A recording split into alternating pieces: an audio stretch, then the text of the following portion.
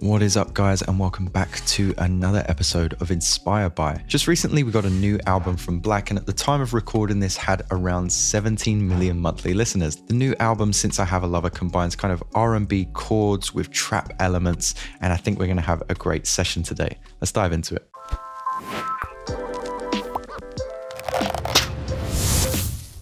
So in today's tutorial, I've taken influence from kind of 3 tracks of the album: Since I Have a Lover, obviously, Fatal Attraction, and Talkback. Let's dive into what I started with, which is the guitar, which is definitely influenced by Fatal Attraction. This is what I was going for with the ample guitar semi-hollow.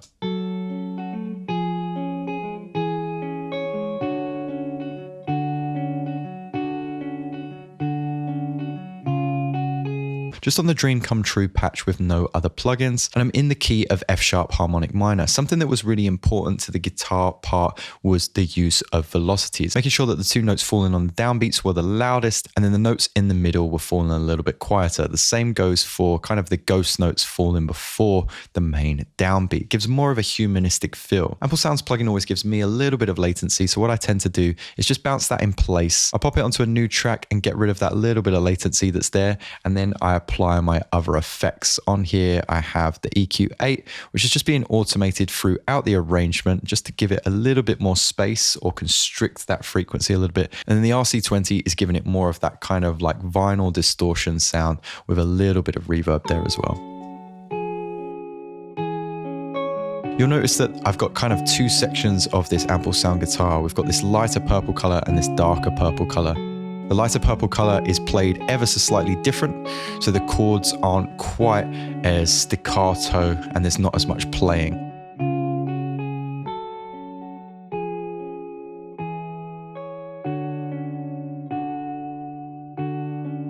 This allows for the vocalist to kind of go into a verse a little bit heavier than the chorus melody, which is going to be a little bit busier. I was really drawn to the drums from Fatal Attraction, which sounded like this. But I didn't think that suited the guitar melody for my track, so I rearranged the drums to sound like this. And then I replaced that with drum sounds of my own.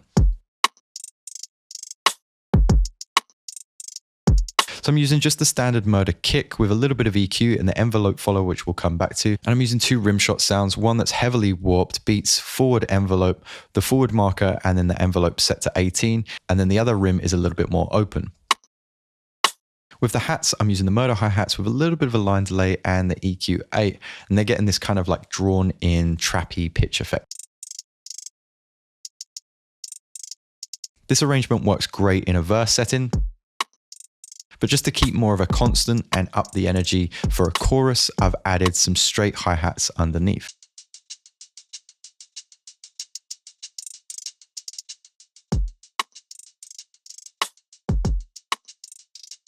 In place of a crash cymbal, I have something like this. Just a nice little bell there. Going into the second loop of the chorus, I have that bell being reversed into the downbeat of the same bell. Now we have something like this.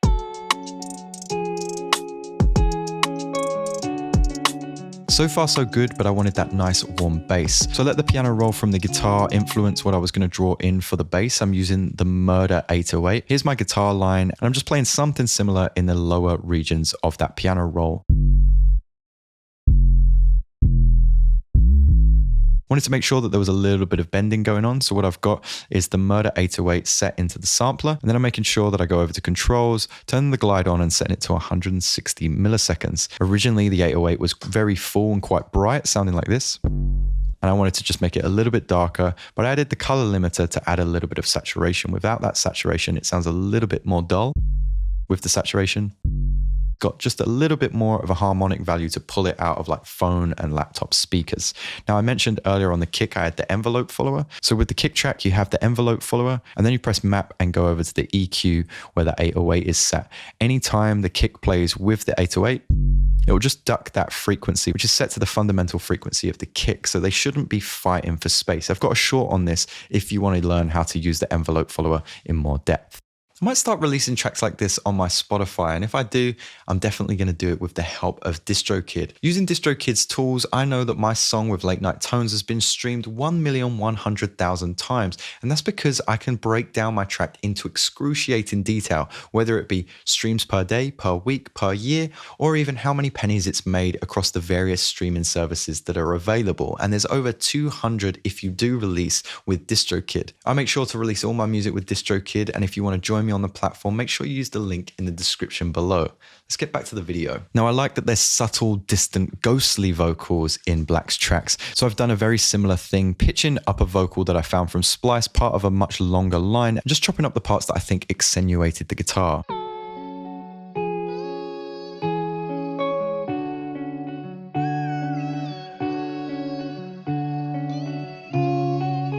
Now you can see that I'm using OTT just to bring out a little bit more of that breathy brightness of the vocal. I'm using spectral time instead of a delay for a change, just to see what kind of glossy feels I can get out of it. Without that device, it sounds like this, very dry. With the device, it's almost like a dub delay kind of sound with a little bit of reverb. EQ 8, and we're kind of automating this vocal as we go into the second half of the track. Little bit of reverb and then glue compression just to tighten it up a little bit. Now to help out the drums, I've got a mix of audio and MIDI lines, and I'm just playing in these perk loops here. There's no reason that I'm using audio and MIDI. It's just the first time I was drumming in a MIDI line, and then later on I found a sample that I think works really well with it. On that group, I just have EQ8 and the Valhalla Vintage Verb. Now that track was sounding a little bit empty, so in the intro, I introduced the electric from Ableton. And it's just kind of highlighting what the guitar does once again, but you can hear that it's getting high passed a little bit on the EQ8. And that's because I didn't want it to blur or sound dissonant to the guitar's tuning. So every bar, it kind of goes up into this high pass fashion. A little bit of Valhalla reverb there. The second time round, I kind of tease an arpeggiated pattern that's going to come later. And that's because when we go into what might be considered the verse, I'm going to switch that instrument out for the operator, which is going to become more plucky. This is going to get a little bit more present over time as well.